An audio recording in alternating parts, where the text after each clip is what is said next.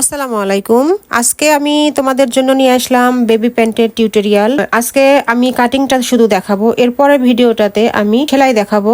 তো তোমাদের জন্য এই ভিডিওটা তোমরা না টেনে পুরোটা দেখবা।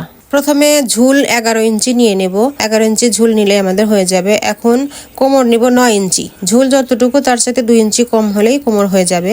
এটা কোমরের একটা মাপ। আর এখানে 2 ইঞ্চি রাখবো আমরা রাবার ভাঁজের জন্য। তারপরে যা থাকবে তার অর্ধেক আমরা নিব। আর এখানে 9 ইঞ্চি, আমরা 4.5 ইঞ্চি নিয়ে নিলাম হাইয়ের জন্য।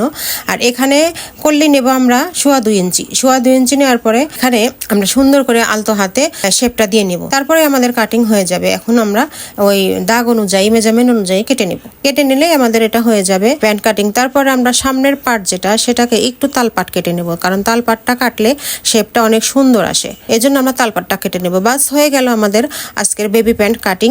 এরপর আমরা সেলাই দেখাবো। ভিডিওটা ভালো লাগলে অবশ্যই লাইক এবং কমেন্টস করবেন, এবং আপনি আমার পেজে নতুন হলে অবশ্যই আমার পেজটাকে ফলো দিয়ে পাশে থাকবেন।